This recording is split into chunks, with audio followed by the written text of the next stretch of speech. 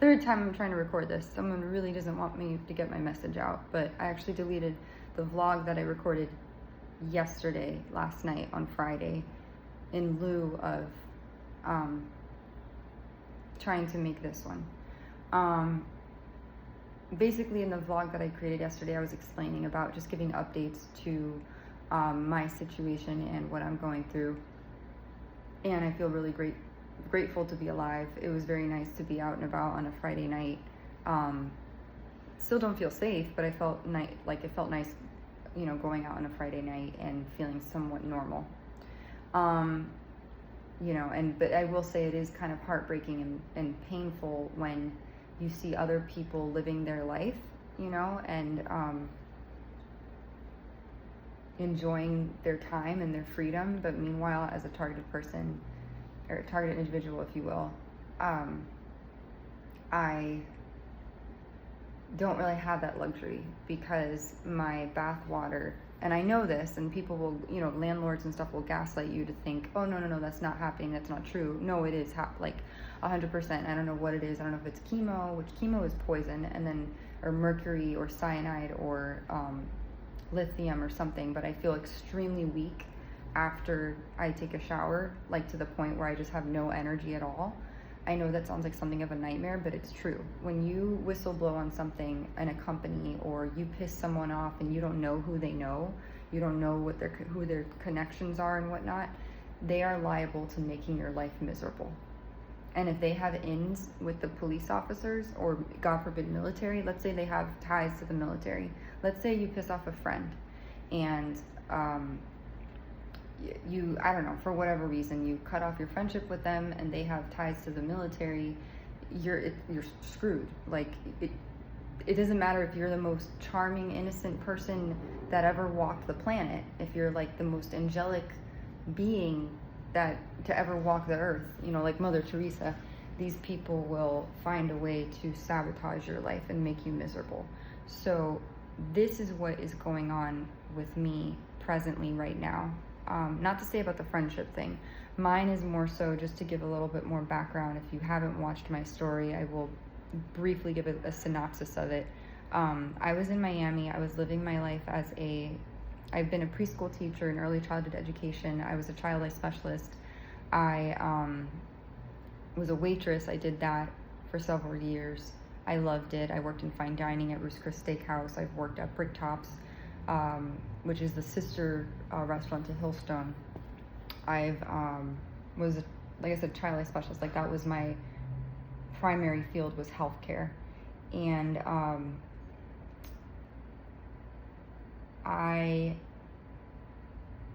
one day, well, let me backtrack a little bit. So 2019, I met I don't want to call him a gentleman. I met a guy who was my yoga teacher. We didn't date or anything. He was, I took some classes with him. Wasn't smitten with the guy, but he was, he was attractive. He was, he seemed smart. I learned that he had an Instagram following, which doesn't really make any difference to me. I don't care if a guy has 2 followers or 10 or 1 million. It makes no difference. I go by character. I go by who you are in the heart, and whether your words and your actions align, which means integrity. So anyhow, took classes with him. We connected via Spotify when I went up to him and I said, hey, I really loved your playlists and the music that you chose for the class specifically. And then he said, oh, put your username into my phone on Spotify. I did that. I didn't know Spotify was a social app. Be mindful. Be careful what, because I look back and I go, man, I should never have. It is what it is. And it's so funny because I'm not flirtatious at all, right? As a person, as a woman, I'm not very flirtatious at all. And I was very proud of myself that day when I went up to him. It took a lot of courage and bravery because I don't ever, I don't flirt. I don't talk to, now, I know how to flirt a little bit. I talk to the opposite sex more. But back then, it was a major thing for me to go up to a guy and just make conversation. So I was very proud of myself that I did that. And then, so I found myself in my Spotify profile. We followed each other. I learned he had a very interesting selection in music. It was very like, how do I put it? He would use his Spotify to like communicate with people. How do I do like he would make mixtapes, and I think he would like purposely take songs of other people's music and put them in his. And then I noticed this pattern that he had with like one specific person. He seemed like he was longing for a girl or something. And just something told me like maybe he's heartbroken about some girl, because all his music was very emo and like I Miss You. The song by Julia Michaels, I Miss You, is used a lot in his thing, his playlists. And he listened to a lot of chill hop, and you know, and I was like, and in my mind, this was back 2019, I was like, oh, he'll never, like, he doesn't notice me, he doesn't give a shit. And I remember my mom told me, she was like, Ashley, that guy's a yoga teacher, his job is to garner students, you know, you're one in a million. And I was just like, yeah, but in my mind, I'm like, oh, but I'm different, I'm the nice girl, you know, like, he doesn't know me. You know, that the Taylor Swift song, I mentioned it before, I can make the bad guys good for a weekend, that kind of thing.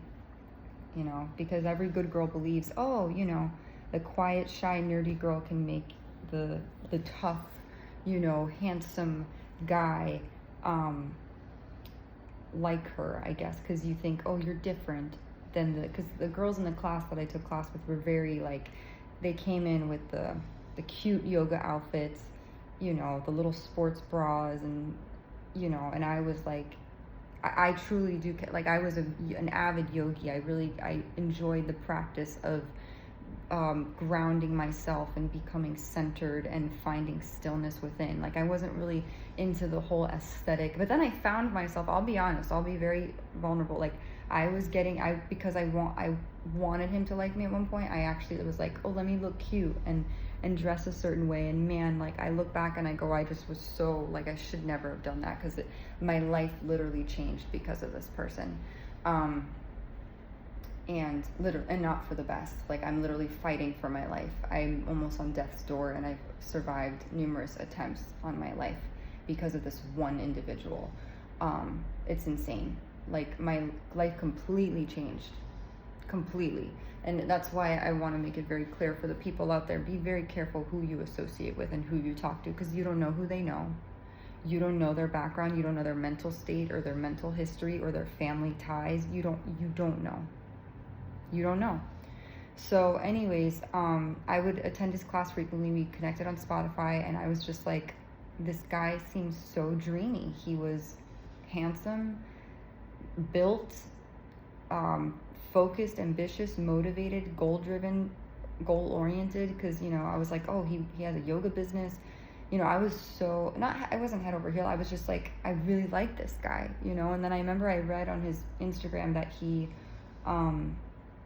was going to become a physical therapist, or he was studying that. I myself at the time wanted to become an occupational therapist. And so with kids, a pediatric OT. And so I was like, this is a match made in heaven. I was like, oh my God, because I went years. I was a virgin at the time. I don't mind saying it. Yes, I was a virgin until 32 years old. If that's hard to believe, I've come a long way, my friends. I was very, very, very, very, very, very, very, very, very shy. I would not use the word bra. I didn't want to say the word bra. I would say brassiere, because that's what my grandmother would say. My Nana used to call her purse the pocketbook. I used to call my purse a pocketbook. I'm very, now I've gotten better with intimacy. Now I've kind of evolved in embracing that side of me a lot more than I did before.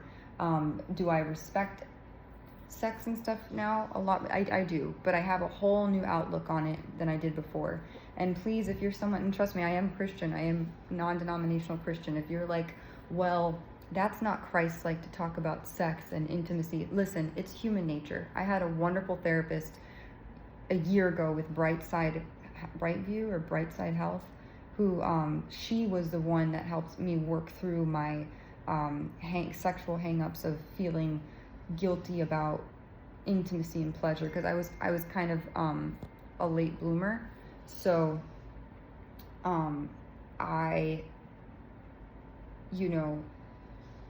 so I don't feel as I felt like I was dishonoring God if I premarital sex outside of marriage. Like, I thought that was a bad thing. I thought you would go to hell and it was a sin if it wasn't used in the context of a marriage or to create children, to create life. That was just my view, and that was just my worldview. And now it's kind of shifted and changed where I'm like, not to say I'm going to sleep with a bunch of people or be a whore, but I explored that, and I have different viewpoints on it now than I did before. But just to give a little context about who I am and like what my viewpoints are. So in lieu of that, now, looking back then, it was just a big deal for me to take that step forward, to be like, I'm going to go make a demonstrative effort to talk to this man. And so, but as I like got to look at his Instagram and look at his music selections, I was like,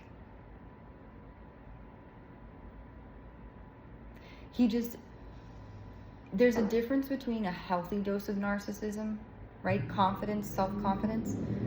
There's a difference between that and arrogance. When you're confident, like a good example is like Lizzo. Lizzo, the singer Lizzo, she plays the flute. Or like watching Dua Lipa perform, or any Adele. Like, there's and Adele's talked about how she struggles with confidence before going on stage, how she gets nervous. But it's when I don't know how to put it, or like Beyonce, when you see Beyonce perform, it's people feel that energy because it's infectious. Like they feel when someone's on stage and they're like, this resonates with me. Like they feel her confidence, the Sasha Fierce thing, like that kind of thing.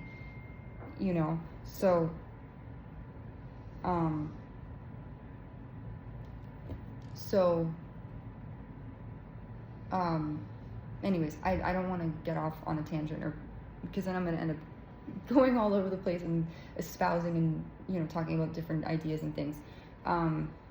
So there's a difference between a healthy dose of confidence and healthy narcissism versus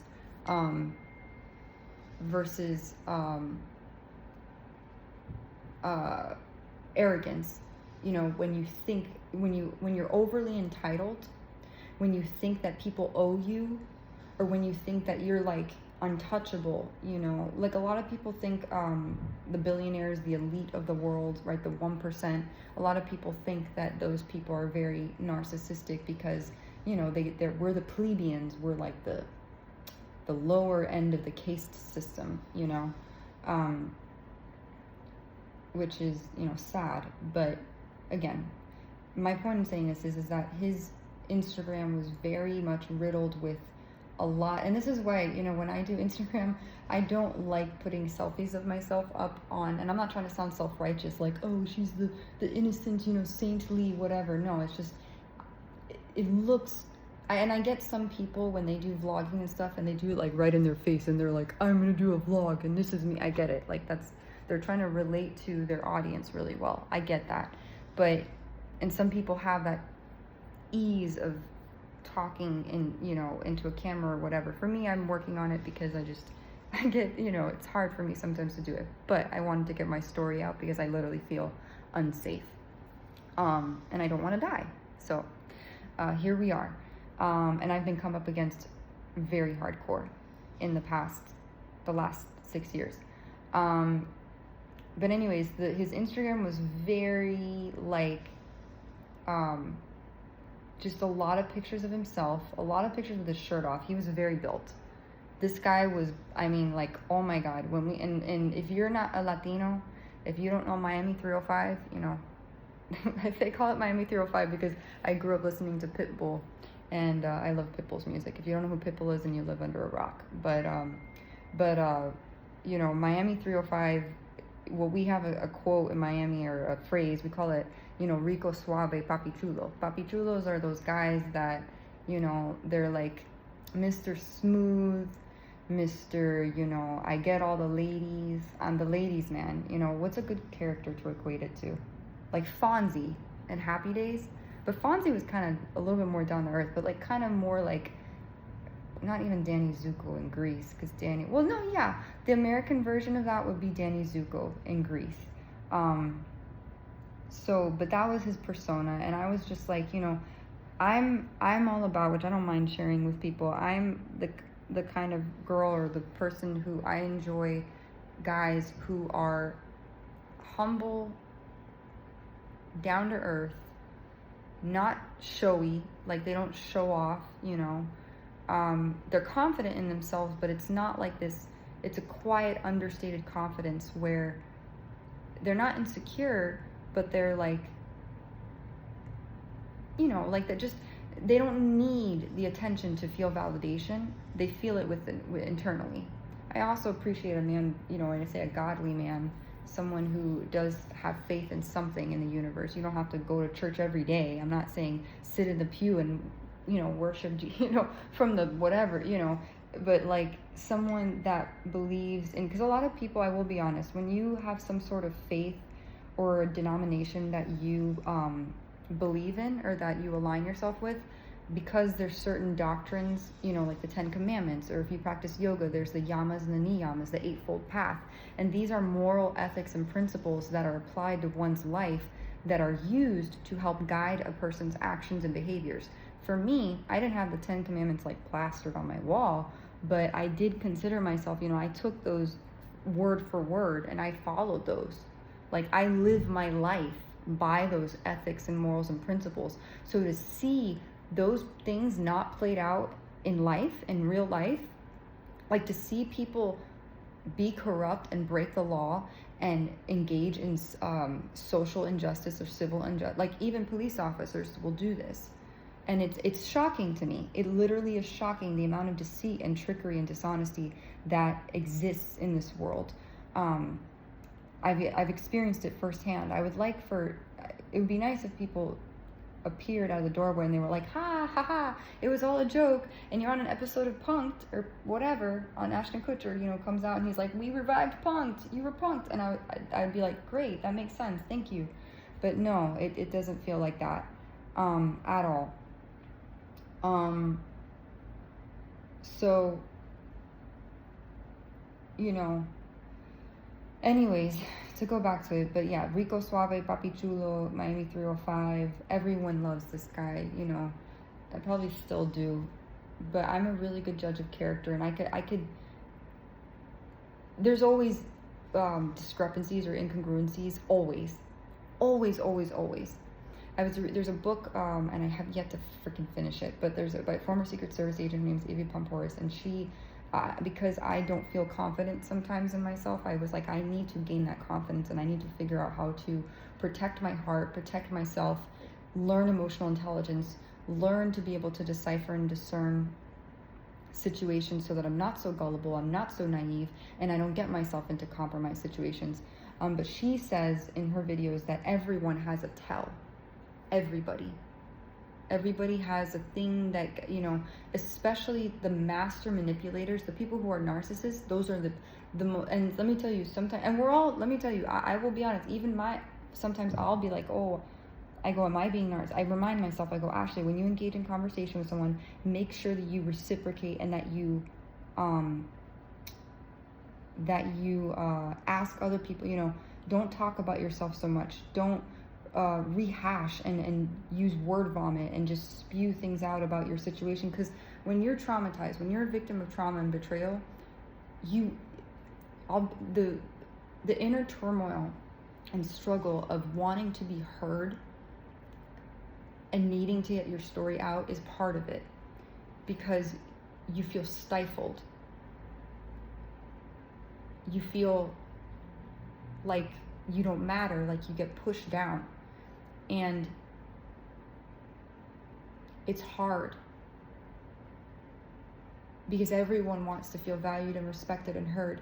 And when you gaslit, that's even 10 times worse, because then that's people trying to distort your reality so that you misperceive something that you feel in your heart you know to be true. So I remind myself, I go, Ashley, don't overshare with people. You know, because when you're a victim of trauma and an abuse or betrayal, you're starving for someone to hold you and hug you, even if it's just metaphorically as an analogy. Like, you want someone to hold you and make you feel safe and secure. And when you don't get that, it's hard. Like, you feel emotionally starved. So when I talk to people, I make sure I don't just, overshare or just throw my situation at them, because who wants to hear about that 24/7? I wouldn't. I mean, no, well, I'm an empathic person, so like that's why, human service based jobs I'm more aligned with those kind of jobs, because that is a job when I feel like I can be of service to other people and help people. That's most rewarding to me. When I feel like I can help, that's why when I did child life therapy, when I was a child life specialist, it was such a rewarding field to me, because I felt so happy that I was able to empower a child to cope through a really hard time. That, and a family too, because the family, would be at the bedside, and seeing where a child was from where he ended up going, because I instilled some sort of hope or empathy, is the most, maybe not for you people, everyone has their niche, everyone has their occupation. Some people want to be performers, some people want to join the circus, some people want to be bank tellers or accountants because they love math, and I wish I could love math as much as an accountant does. I wish, because I hate math. I hate math. It's too hard for me in my brain. But I wish I could have that same passion, for computation and whatnot. But anyways, going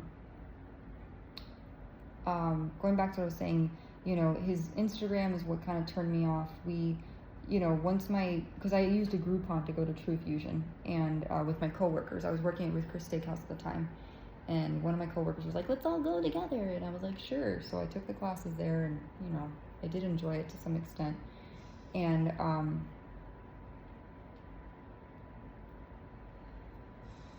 I just, once that was done, I think it was like in April or May 2019 that I finished it.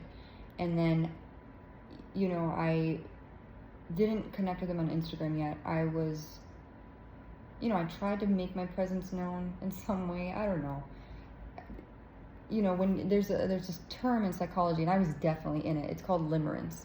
When you over-idealize someone, and I was definitely in limerence. Be careful. Try not to fall into the trap of that, because it's very easily, especially if you have low self-esteem, which I probably did at the time. I'm a very nice young lady.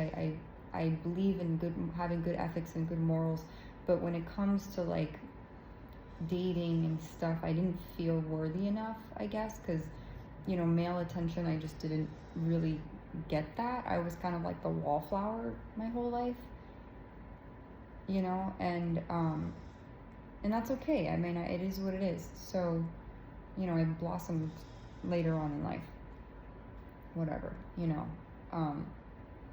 but anyways, it's, so I was in a state of limerence. I over-idealized, or not idolized, but like, I put more emphasis on this person than he deserved, and I thought, oh, maybe I wouldn't be worthy, and I was like, but I'm a nice girl, whatever. But anyways, the Groupon ended. It was like May 2019, and I remember I went up to him and I was like, oh, thank you so much for the class, because we would talk to each other, we hugged each other, before class, we would chit-chat a little bit, and, but we didn't date.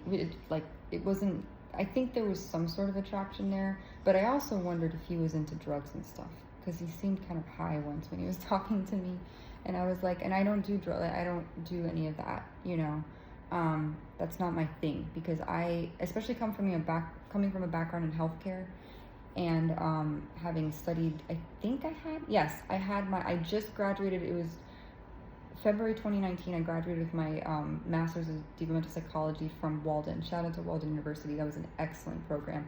I always used to underestimate myself and feel bad about doing an online graduate program. I loved every minute of it, and I learned a lot. I wish I could go back to school, because I love school. I love learning. People get excited about money. I get excited, like in Chicago, they have Loyola University. And I, like, every single time I pass by that, it's like these huge windows, and it says Loyola University. I'm like, oh my god. I'm like, I would love to go back to school. I don't know, I just feel like there's something about being in a lecture hall and listening to someone who's acquired a vast amount of knowledge, like a professor, go up and speak about certain things, that they're passionate about, and then that passion translates to, like, the audience, or, the students, I love that. I don't care if it's about philosophy, archaeology, religion, theology, even political science. I will listen to it, just because I think the more you know, that makes you a well-rounded, dynamic individual. So that's for me. Anyways, but yeah, Limerence, I just graduated 2019 from Walden, the graduate program for psychology, in February of that year, and I was still teaching yoga. And then what happened after that? Did I work at Seadream already? I was working at Seadream. That's a luxury yacht company. I was a personal vacation consultant for a luxury yacht company. It was called Seadream. Shout out to Seadream. I have no animosity towards them. My mom and I had a wonderful time on that ship. It's a boutique. If you don't know what high-end luxury yachting is, look up Princess Cruises, Celebrity Cruises, Windstar, Viking, Cunard. I can't believe I remember all these. These are like high-end, but so Seadream was synonymous with that group. That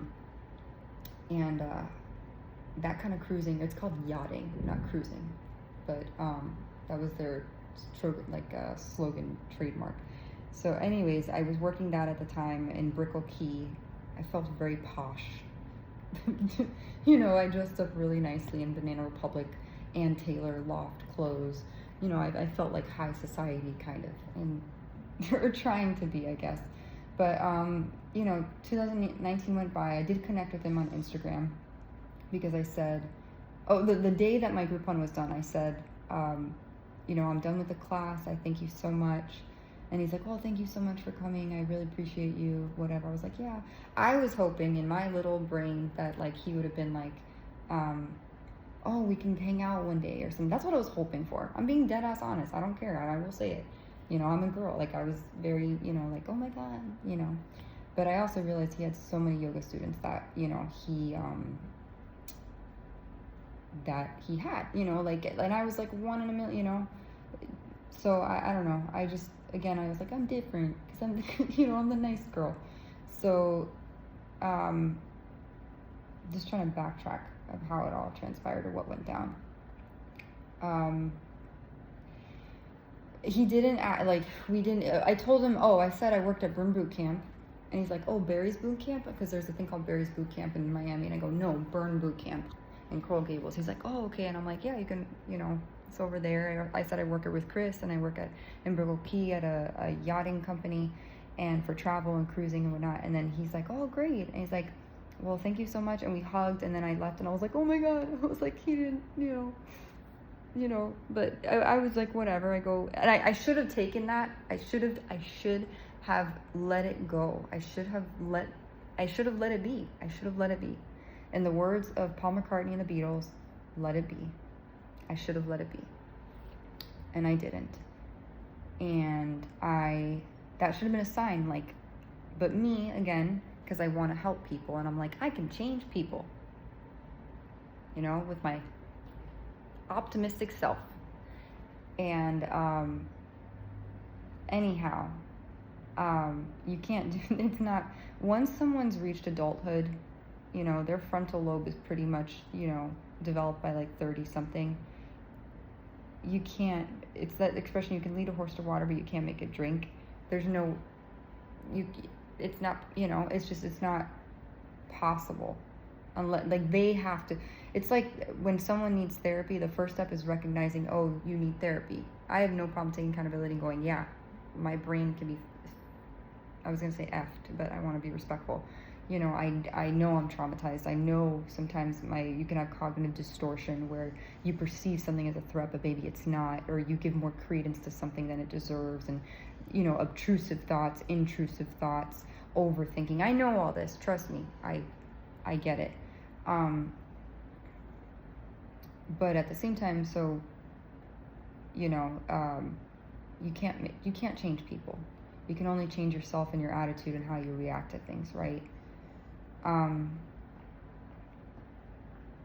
So anyway, so May 2019, that's that. I was like, okay, whatever. I found him on Instagram because I was like, maybe I'll just, reach out and be like, hey, And I said I did, and he friended me back or followed me back. The world of social media, I don't want to say dating. I wasn't looking to do, like, I was just, I was kind of like, in my mind, I was like, I couldn't let it go, because I was like, he was a yoga teacher, he was studying physical therapy, he was handsome, Cuban, Hispanic. The Hispanics will, I don't know, for me, I'm into, I don't know, I'm into, like, whatever, I don't care what, as long as you're, there's some attraction, physical attraction there, and you have a good heart, and you're down to earth, and you're humble, and you're kind, that's all I care about. And you don't have to be super rich, as long as you're just a decent, good human being, and you're trying, and you take care of yourself to some extent, you take pride in your appearance, but not in like an arrogant sense, then that's kind of, that's what I'm about. So, but yeah, he was attractive. I'm sure people could agree on that. He probably knows it too. Dude knows it. A guy knows when they're good looking, they know it. they know it. But anyways, I did friend him, or friend request. I don't know, what's it called? Friend, that's like Facebook, not friend request, but like I reached out to him and I was like, this is Ashley from True Fusion, da da da da da. I really enjoyed your class, and I'll miss taking your class. And he's like, oh yeah, thank you. You were such a great student. And then we, I DM'd him. That's the word, DM'd him. My jargon, my lingo. This is why I know sometimes I'm an old soul. I was plopped in the wrong time, space, reality, or era. But any Hoosiers, or as I say, any Hoosiers, because Midwest Hoosiers. Any Hoosiers. What happened after that? Oh, we decided, or he said, where are you gonna take yoga class next? And I was like, oh, Prana Yoga. Prana Yoga is a really reputable, I don't know if it's still around in Coral Gables, but it's a really well-known, reputable yoga studio. And my dad went there, and I said, oh, I wanna, and he said, oh, we should, or I said, oh, I'm gonna take classes there, I think. He's like, oh, okay, that's good, you're taking your practice there next. And he's like, maybe we can go to a yoga class together. And I was like, in my mind, I was like, oh my God. I was like, I'll never forget. I was like, oh, yes. That kid, there's a meme of a little boy that's like, yes, like years ago, little baby boy that's like, that was me internally. And so I was like, oh my God. But then I looked at his music selection. And so, and I don't want to judge people too much by their selection of music, because if anyone looked at mine, they'd be like, this girl's listening to like hip hop, like I have my, I don't say crunk, side to me, but like I, not get down and dirty, but I listen to some, music that people with choice words and context that people would go, that doesn't seem so godly and Christian, like, but sometimes, you gotta listen to it and it gets you hyped, and you feel hardcore and badass, and I need that energy more than ever now. So, but yes, but this was like, some of the songs were like about getting high, and coke was mentioned in there, like cocaine, and I was like, and it sounds silly to like not want to become friends with or associate with someone because of music selection, but I remember I told one of my coworkers when I was working out with Chris, I said, hey, so-and-so, I was like, do you think this is like overly critical, like his music is talking about this and that, and she's like, well, how does it make you feel? And I go, it doesn't make me feel right, like I feel unsettled. She's like, there you go. She's like, do you want to date a guy or get to know a guy whose music is like about, doing drugs and, hooking up with women and this whatever? And I was like, no, but I was like, but he's, I was so like determined to like turn around someone's spirit, and I feel like I sensed, as an empathic person, I felt a sense of loneliness from him, and I felt a sense, because I can feel people's emotions from a distance, like I'm pretty good at, like, I don't know what that's called, but I can, there's a term in the psychic world, claircognizance. Like, I know things about people before they, like, oh my God, I'm so bad at explaining this.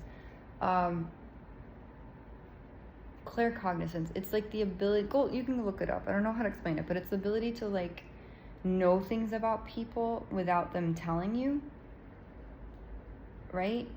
It's one of the, there's different clairs. There's like clairsentience, audience, clairvoyance, cognizance, clairsentience. So I, not to say I have clairvoyance, to some extent I know I am clairvoyant, because I have things that, and I've done, it's happened with my own life where I've seen, like, I'll do a reading for myself, and then I'll, with cards or whatever, and then I'll, like, it'll play out in my life. So, like, it's a thing. It's a real thing. And I'm like, I think I am a psychic medium or whatever. So anyways, I was like, someone just, it felt, I sensed this feeling of loneliness from him, and maybe some desperation in there too. But it was weird because his public persona was very, like, gregarious and, like, a people person and very social, but then offline he seemed different, given his music selections and you know, like someone's child, like the inner child wasn't tended to. I'm not trying to out the guy and psychoanalyze him, but that's kind of the vibe that I got. That something about this guy's inner child wasn't nurtured. So I don't know what kind of upbringing he had, or if he experienced trauma as a kid, or if he was ever bullied or neglected. Usually people that are hurt people. Usually people that experience some sort of childhood trauma, or were hurt growing up, or neglected by a parental figure, authority figure, or primary caregiver, they are usually the ones, like, for instance, what's that guy, Nicholas Cruz, the Parkland shooting in Florida. He was found to have mental illness, and I don't know what disorder specifically, but there were signs there indicating depression and whatnot. And, you know, that was so many years ago, but, like, not to say that that's what the yoga guy was going to do, but anyways, something told me, I was just like, so we were supposed to, in the DMs that we were with each other, we were supposed to go to Prana Yoga in August of 2019. And that's what I said. I think I'm going to go in August. And then, so time went by. We still, you know, followed each other on Spotify. Me being the nosy person that I was always looking at Spotify. I don't mind saying it, because I was like, I wonder, because I was kind of teetering back and forth with, should I text him, should I not? And meanwhile, he kept accumulating a following, and it was always a new girl, like, that would show up, you know, on his, oh, this person followed this, and I was like, Ashley, don't, like, you're not dating the guy, you can't get jealous of that, like. And my mom told me, she's like, Ashley, he's a yoga teacher, like, that's his business, you were business to him, you were a student. And I was like, but I felt an attraction, like, I felt the thing, you know, like, you know, when you're dating someone, not dating, I didn't date but, like, you know, when you're in the vicinity or presence of somebody and you feel that, like, spark, or that bit of tension, like sexual tension, even though I hadn't had sex yet, but, like, I felt something. I felt that. And I remember we even, like, once, there was one class that I went to, and he, like, stepped on my foot, and he was like, oh, I'm so sorry, and we laughed it off. And, you know, another time I sat right smack dab in the center of class, and he made, like, laser focused eye contact with me, and I was like, you know, so I felt something, but, like, at the same time I was just like, I don't know, like, I don't know how to put it. There was something. In the words of, you know, Beauty and the Beast, there's a song called Something There, where it's like, where he says, I forgot how the lyrics go, but there may be something there that was that kind of thing. And so I felt that, and that's why I kept, I think, trying to pursue that.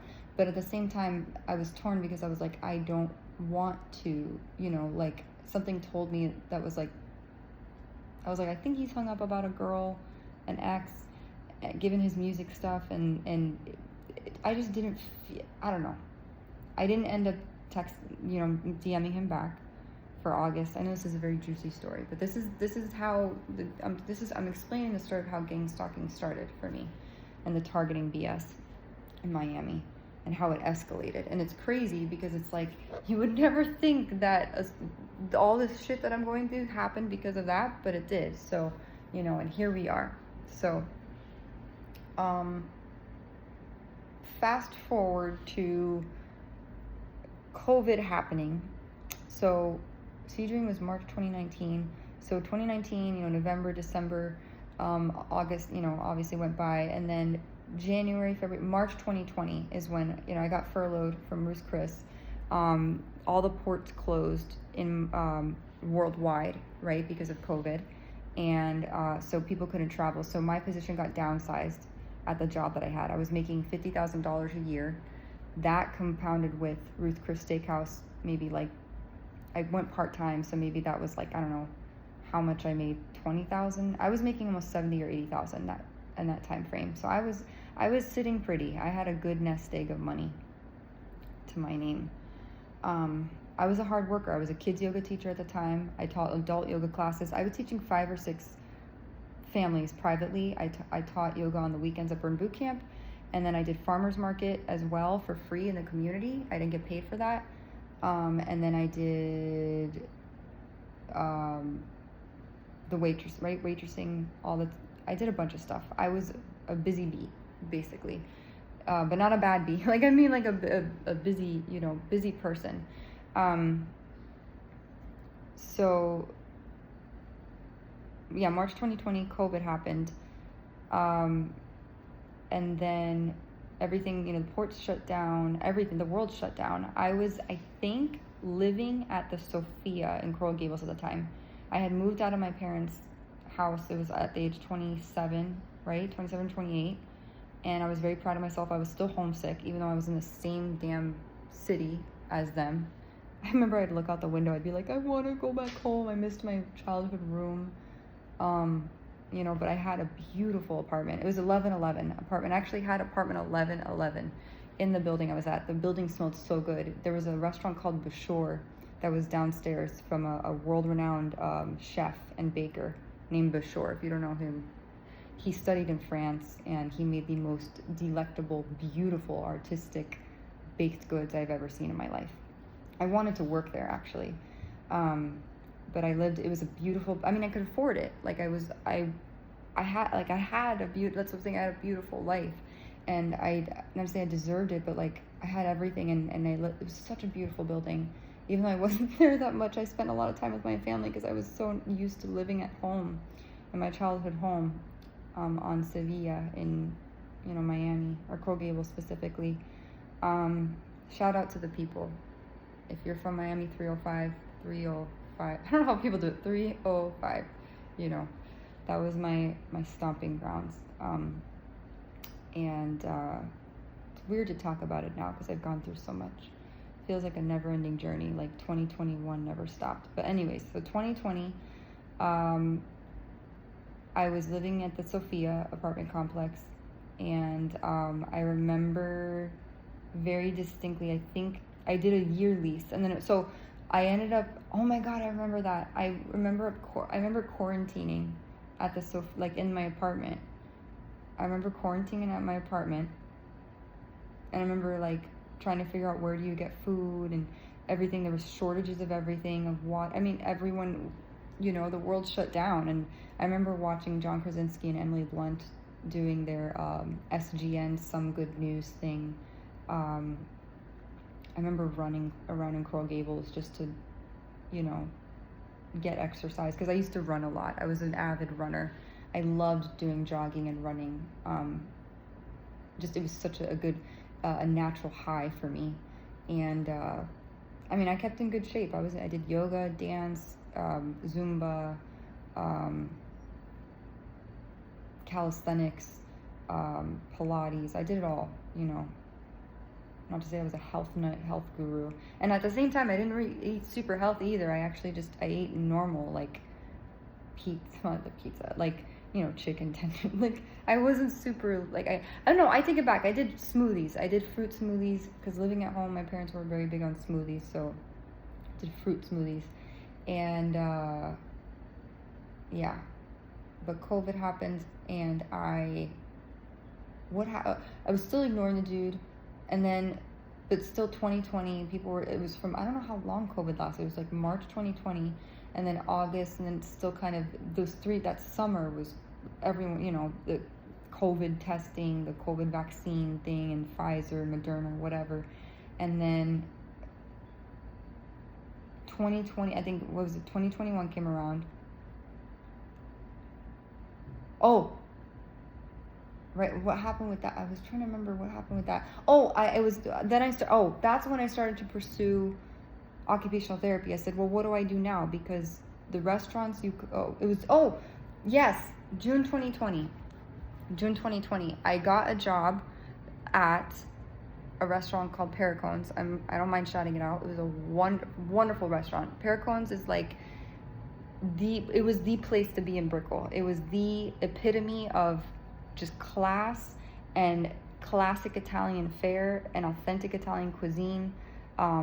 Stephen Perricone is a restaurateur. I felt so, like, I remember when I saw the ad on Indeed, I was like, there was a job fair, and I signed up for the job fair. I actually went the day before because I was like, I really want this job. I got interviewed for it, and June 29th, 2020. And I remember because COVID was happening, we had to make adjustments, and we opened the outside area. We all had to wear masks, because COVID, going back several years ago, outdoor dining. And then eventually they had those like restrictions where they said, what was it? The capacity in restaurants, you can only do 25%. And then it graduated to 50%, and then 75%, and then eventually 100%. And but you had to do the hand sanitizer. You had to check your temperature, and my boss was very good about doing that. Like he very much adhered and abided by the rules in that respect. I just started brand new there, and then it was a pretty good crew of people. It was a small crew, and then it grew to a larger group, and then my boss made me a trainer, and I also sold a lot of wine. I loved working there. He was one of my favorite bosses to this day. He was he valued me so much, and I was working amongst some pretty tough personalities. Like I had two guys from Albania, a lot of Venezuelans, maybe Argentinians, and some of these people are very snappy. And I was very much, I can be gregarious when I want to be and very social, but, because I love getting to meet different people. I love sharing my love for food and food preparation, because I started as a server when I was 17 in 2010 at Gustofino. It was a little small deli Italian cafe in Coral Gables, hole-in-the-wall place selling, sandwiches and doing takeout. And again, for some reason, Italian food has always been in my life. Like, that's been the main thing that I've kind of worked at, and it tastes so good. Italian food is so freaking good. If anyone says Italian food, I'd be like, then they're crazy. I know people they say, oh, Mexican food and Chinese food's good too, because I love China buffets. I will always love China buffets, even if they're super Americanized and westernized. I don't care. The fortune cookies, the fried rice, the little vegetable spring rolls, the General Chow's honey chicken sauce. You can tell that I am hungry, right? So that's why when people are like, oh, she has an eating disorder, she's anorexic because she's not eating. No, bitch, I literally was poisoned and drugged. So we can put that to rest. Any Hoosers. So June 2020, got hired, whatever. By this point, the dude and I, he was kind of in the back of my mind. He never, and this is the thing, okay? If you're a man and you're watching this, if you're interested in someone, you can always gauge someone's level of interest in you by how much effort they put into you. He did not follow up with, if I was a dude and I was interested in someone, I would have DM'd and said, hey, what about the yoga class? Are we going to go to the yoga class together or whatever? And he never did. So I was like, whatever. I kind of slowly, progressively gave up on the idea of him, and I was like, whatever. I was like, I'm not going to worry about this, Every once in a while I would check his Spotify to see, I was like, I wonder what music he is listening to or whatever. And you know, because I had my thing going, I was living my life, and also I was meeting some handsome fellows, as you know, that I would wait on at Paracones. You know, funny enough, I waited on a lot of police officers. I never flirted with any of them. There was a lot of SWAT too, a lot of SWAT people I took care of, and they all had the same orders: chicken parmesan with spaghetti. One guy literally only did Alfredo sauce for his whole meal, the whole thing. So I was like the SWAT go-to girl, like the SWAT server, you know, which sounds cool. That would be a good name, Instagram, the SWAT server. That'd be a good Instagram handle name if I was a server. I'm not a server anymore. But anyhow, what's a SWAT server? Okay, I got distracted. But so yeah, I served a lot of people. He was kind of in the back of my mind. But then I noticed, I think it was 2021, I still used Spotify, you know, on my own. I remember during COVID, I got really into listening to TED Talks. Like I was really, because I love to learn. So they had on Spotify, they had Super Soul Sunday with Oprah, and they had podcasts with TED Talks. So I was like, I want to, you know, I made little playlists, and then I started to notice like someone putting, like favoriting my playlists. And I didn't know I didn't know Spotify was a social app, but like I would see like a little heart by like a playlist I made, and I was like, this is weird. I was like, and I had 3 people follow my Spotify account. It was him, yoga guy, my mom, and a Burn Bootcamp gym account, which was the account that just not all the teachers, it was just the account that was used as a home-based account for the teachers, the instructors to use while, you know, teaching classes or whatever. So it really wasn't like managed by it was managed by my boss. And I asked her, I was like, I asked, her name was Jen, and I go, Jen, are you liking my playlist, like on my Spotify? I'm just curious. And she's like, no, that's not me.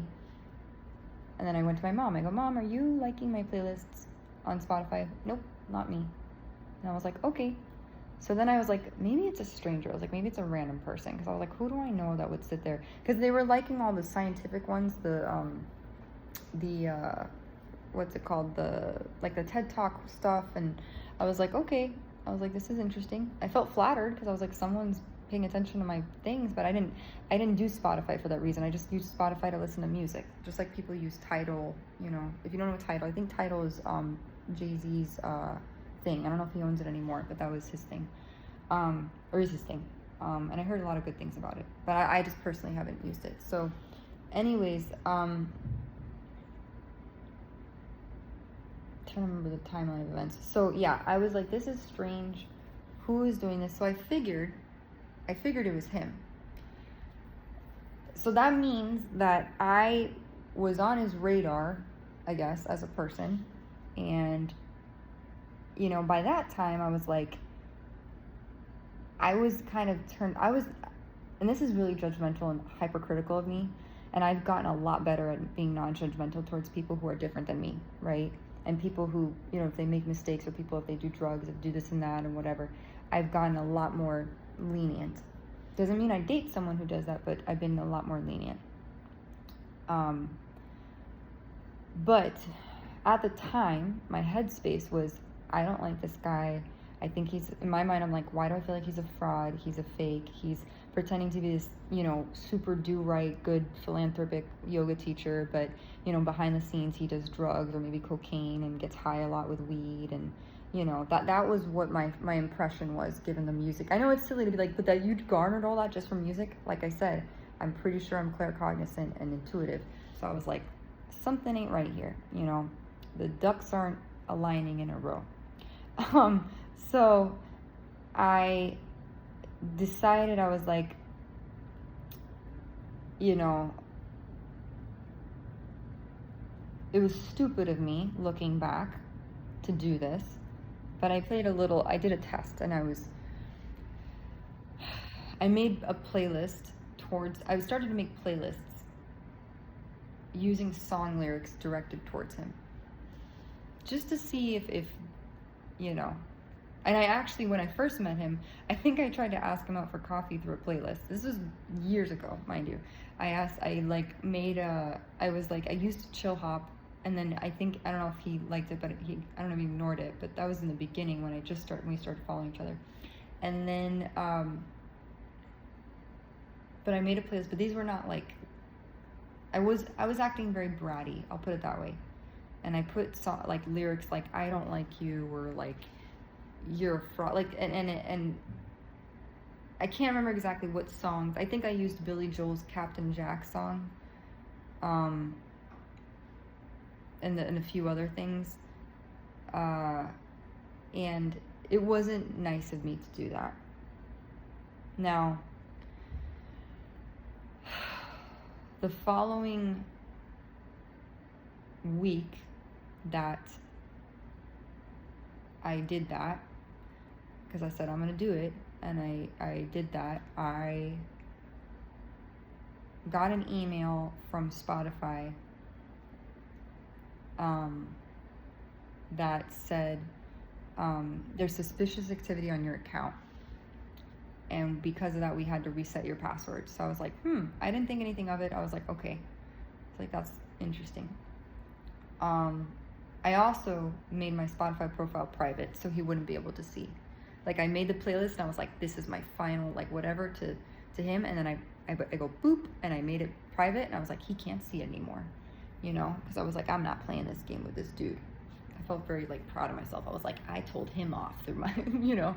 And mind you, but I never did. I never ended up going to the class with him. I just was like, you know what it was? I was hurt because I go, this is the kind of person who seemed like he had so much potential, meaning like as an individual. When men who have, in the spiritual world, in the spiritual community, we have this term divine feminine, divine masculine. When a divine feminine steps up into her feminine energy and embraces the totality of her being, and the same thing for the essence of a man, you know, his divine masculineness, it's people who, when you, like, what's a good example? I'm trying to think in modern day pop culture. Who is a divine feminine? I mean, people would say Taylor Swift maybe like that because she, you know, she's a business mogul, like a business leader. She commands attention, you know, in a way. And I mean, I don't know what she does now, but like, at the time, I was a really big Swiftie at one point, you know. Or Beyonce, like those are good examples. I don't know them as people. They could, hopefully they're not horrible people, but you know, it's people who embody, I think, the characteristics of almost like that goddess energy, almost, you know, like they're confident, but they're also, it's an understated elegance, but you can't step all over them. They know their worth. They demand respect. They engage in, you know, philanthropic activities, but not for attention, but because it's intrinsic to who they are, you know. And I know, I get it. You know, people that are celebrities, they do a lot of that stuff for PR and to look good and to have a good image. But there are people who genuinely like I look at, like, Kendrick Lamar to me is a divine masculine. I don't know diddly squat about these people, but I'm just trying to, you know, who's another, I don't know, I'm a Matt Damon maybe, you know, like people who are classy, carry themselves with confidence, but they're not overly arrogant, and they give back to their community. They don't expect a lot back, that kind of thing, right? And they're successful in their own way. That's kind of what I equate a divine feminine, divine masculine. When you step into your power, you know yourself, and you carry those leadership qualities with you, and you exemplify that of being a role model, right? That's kind of what and it's you're not narcissistic, you know yourself, right? That's kind of what I imagine. So anyways, this guy, the yoga guy, I felt like he had, other people probably already thought he had those, but I go, something's missing, and I feel like there's something inner turmoil that he needed to tend to, and I go, I didn't want to engage with that. So I was like, you know, I didn't decide to, you know, that's why I never wrote him back to go to yoga class with him. But after that of what happened, you know, I did the playlist and then I made my stuff private. I think I made my Instagram private too.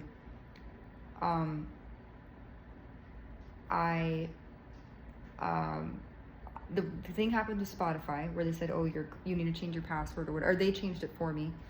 And then I started having computer issues. Like, at first I attributed it to being something mechanical, and I was like, oh, the fan was, and then my computer would shut off, like randomly would just, you know, I had a MacBook Air, like I think it was a 2013 MacBook Air, and it was just, and I was like, what? I was like, this is weird. And then my computer tabs on their own would close. My emails would get, I'd turn on my computer, it'd say you have 30 something emails, and then it would go down to like 14, and I'm like, and then these notes, my notes app kept duplicating. Like, you know, in the notes app, I kept getting duplicate note, you know, notes that would come up. And I was like, why is my phone acting so bizarre? My phone would shut off and on. The little thing with the little circle spiral thingy would go. And then I would try to record it. I was like, this is so funky. I'm like, why is my phone acting weird? Why is my computer acting weird? My ear started ringing. 2 seconds. So yeah, and I was just like, this is funky. I would go on websites like to shop and stuff because I had money back then. I had a good amount of money. I had like $100,000 saved to my name. I was sitting pretty back then, and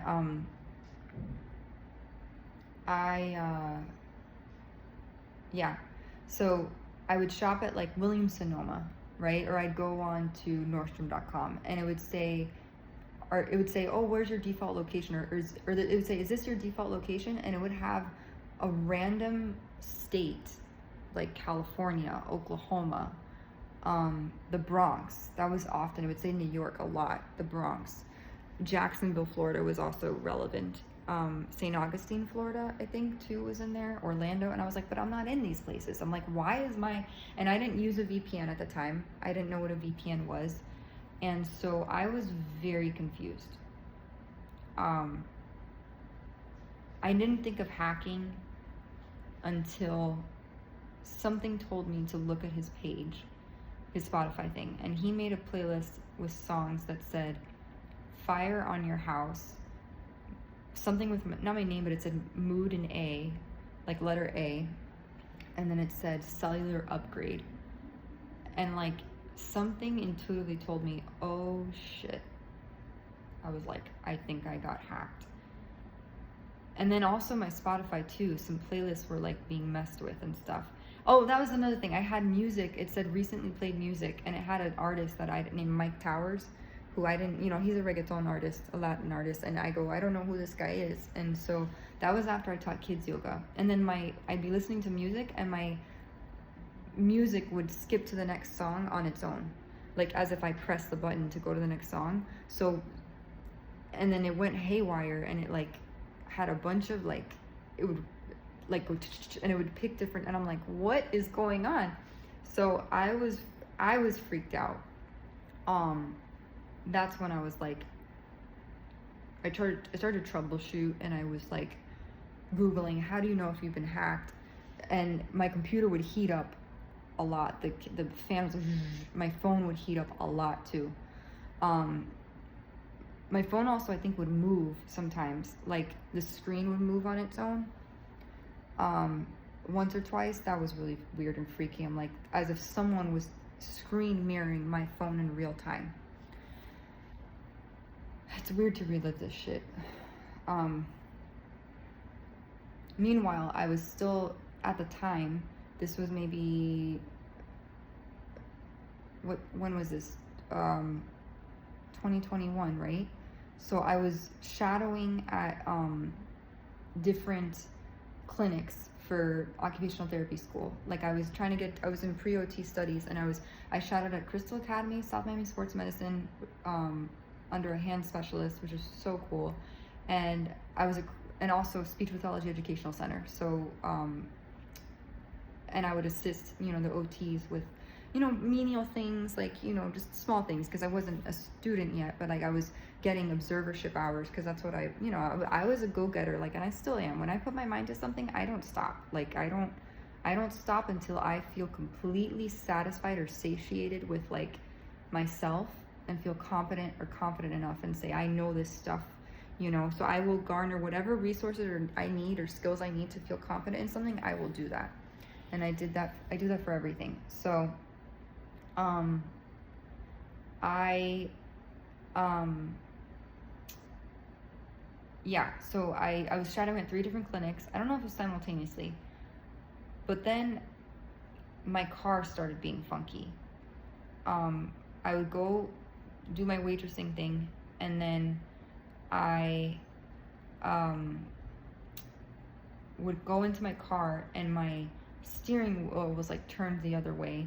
My windshield wipers were as if someone turned them on, and that was really freaking me. That was scary. And then I remember once when I was doing the shadowing, I went to the clinic to do my shadowing.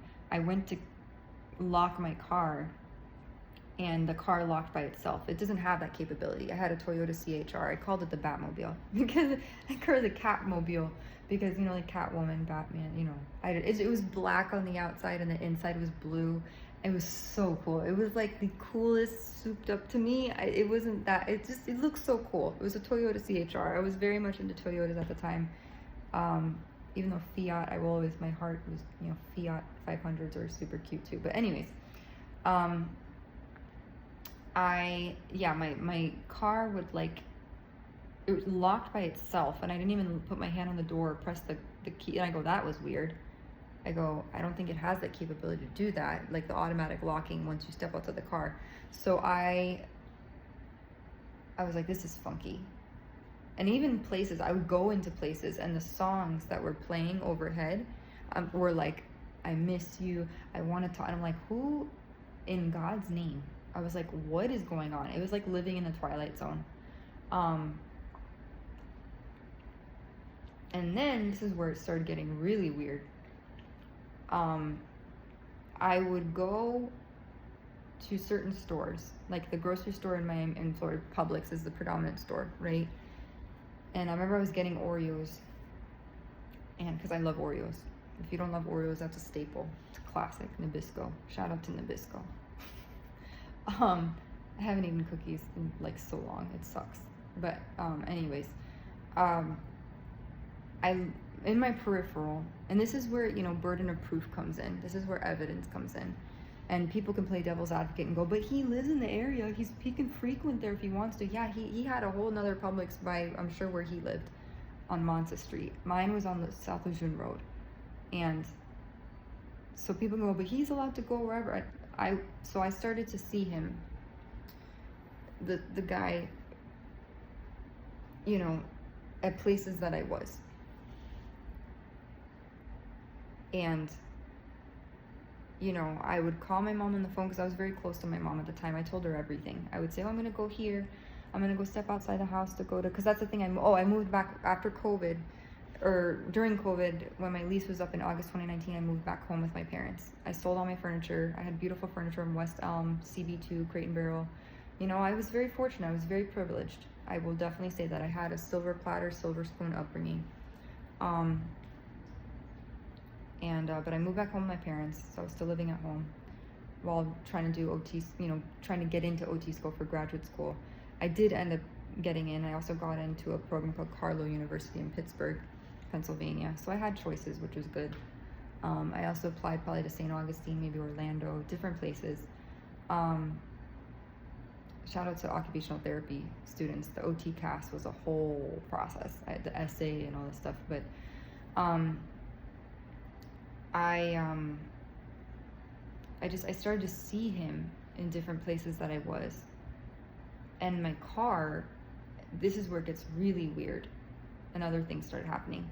My car, it was like someone put refrigerant in the ignition of the car. Not the ignition, like where the breaker fluid, like it's in the AC. It's like someone was emitting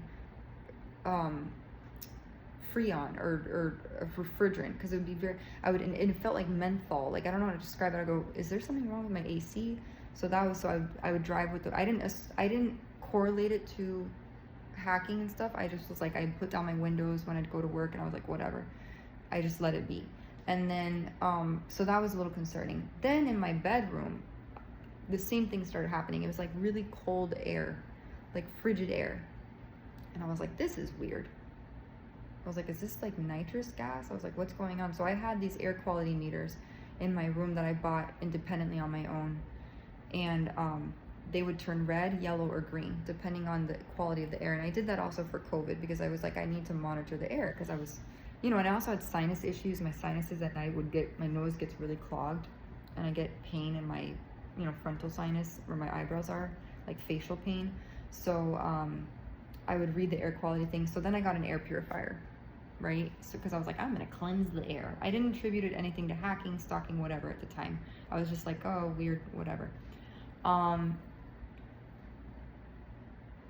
Then I would go, at the time I had YouTube, I had, I didn't really have social media. I know I did have social media. I had the yoga account I had, but I kind of stopped using it, really.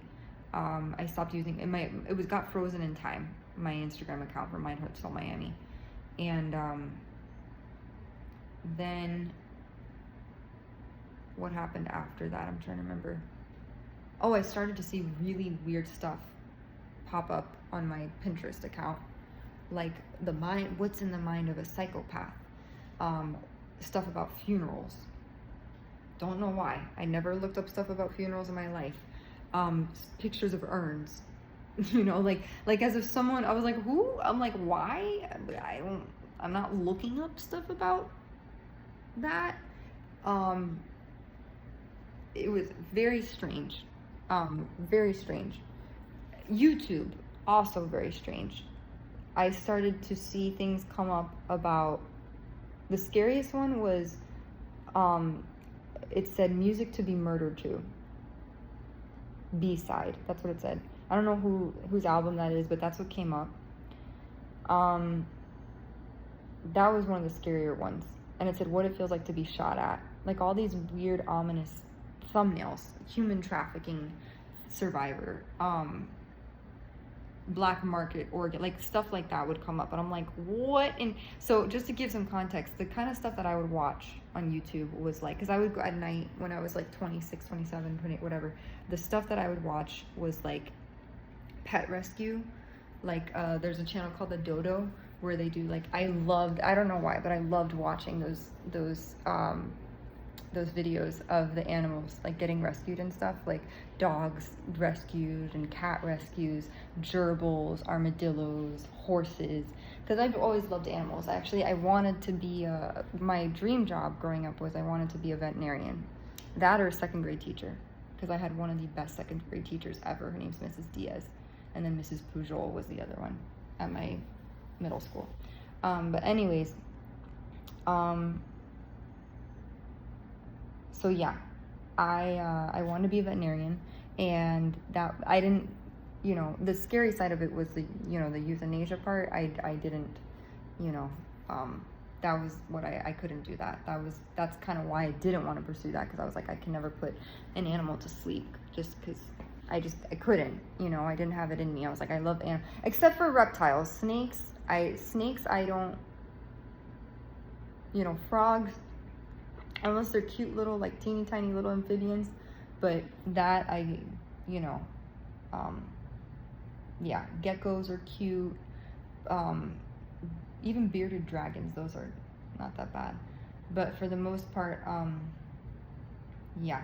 But anyways, so I would watch that a lot. I watched a lot of dance videos. I used to follow, in New Zealand, they have a group called the Royal Family. Paris Global, I think is her name. I watched her oh my god, I'm such a fan of her. Like, she is so freaking cool. And the dance group that if you've never seen it, go watch it. They're so freaking talented, it's ridiculous. I used to do dance growing up, but like I was nowhere near as good as these people.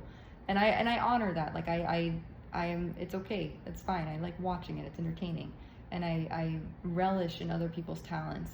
Like if I see a dancer on Instagram and they're like doing a full tilt extension, 50 million fouettes, pirouettes, I'm like, yes, bitch. I'm like, you do you. So I don't hold any jealousy toward, whatever. I think dancers are beautiful. But I used to watch a lot of dance videos. I used to watch a lot of pet videos. Skincare. During COVID, I got really into skincare. Dr. Dre, I think her name is Dr. Dre. Hiram, oh my God. Tati, her name was Tati, right? I think her name was Tati. Or Tatcha, no, Tatcha's a makeup brand, skincare. No, her name is Tati. So, Hiram, Dr. Dre, Pimple Popper lady. I know that sounds gross. Dr. Pimple Popper. I used to watch TLC Dr. Pimple Popper a lot on there, the little, snippets of it. And medical stuff, somewhat, a little bit about medicine and learning different diagnoses and stuff, because I did, work in the hospital, and I've always been interested in medicine and healthcare. So, yeah, I got in skincare, dance, makeup a little bit. I used to watch a lot of drugstore makeup reviews, because I used to be really into like trying to get bargain deals and stuff. But like when someone, nails, I used to watch, oh my God, I used to watch so much about nails, like nail swatches, and like, because I used to paint my nails a lot and do the little artificial nails as well, but that was my viewing, those were my viewing habits. And then, so the stuff that would come up all of a sudden was very strange. And I was like, this is scary stuff, and I didn't correlate it to the hacking until like stuff about me specifically like would come up, or like like there was a thumbnail that said, I'm watching you, or they're watching you. There was there was a thumbnail that said, when the FBI scouts your house or something. Like it had a picture and it said, when the FBI, and it had a little, and it was a story about a family that lived on a farm, and their internet was being used to do malicious activity. Like someone was using someone's internet, because I watched the video and I was like, what is this about? And it was they said the FBI was monitoring someone's house and their online activities, because their internet was hijacked or being used by some malicious people, scammers or whatever. But because like, when you do YouTube, like you can do the little preview of the video or whatever, like that's what, that's what I was watching, and I was like, this is weird. I go, why? I was like, who? Like that, like it wasn't until I started to see him at different places I was like, oh shit. And then I started to research him, and then I was like, it said on his page, there was a post he did that said he was a computer systems analyst, allegedly. I don't know if this is true, but it said he was a computer systems analyst. He graduated from University of Florida in Gainesville. I know I'm completely sharing his whole thing, but you know what? I didn't give his name, but, I need to address this shit because, people talk, and I need to share my side of the story because I matter, and I don't need to die because of gang stalking and targeting. But anyways, because my life literally completely changed from one minute to the next. And I was sitting pretty and I had vast amount of savings, and now I am literally broken, destitute, nearly almost homelessness, and feeling sick, getting drugged and poisoned every day, and being gaslit about it. So, here we are. So, and I'm sorry I keep fiddling with my hair. I'm not actually, maybe I should put a ponytail or something. I may put my hair in a ponytail just because I keep fiddling with it. And I promise it's not a nervous habit, just wearing my hair down. I'm not used to it, still to this day. So yeah, I didn't attribute it to him or associate anything of that with the computer stuff and the phone to him. But then I started to do my research, and I learned that there's high-level spyware that someone doesn't even need to be near you. They can send a text message to your phone, and they can get complete access to your phone. It's called Zero Force Entry. And I remember very distinctly, it was midnight one night, and I was in my bathroom floor. I used to spend a lot of the time in the bathroom just to clear my thoughts, and I know it sounds weird, but I had to in my childhood home, we had like the sink area was separate from the toilet area. Like the toilet area was its own little, like, had its door. And so I would sometimes, I don't know, listen to music. It sounds weird, but I did. So I was sitting on the floor of the bathroom and I got a text message. And I remember I didn't click the link of it. I just tapped open to open the message. And my phone literally went black, and then it started to flash, and then I couldn't tap anything. I kept tapping like, you know, and it stopped working, and I was like, what the F? I was like, what is going on? So then starts the journey of cyberbullying and hacking and troubleshooting and just monotony and turmoil, and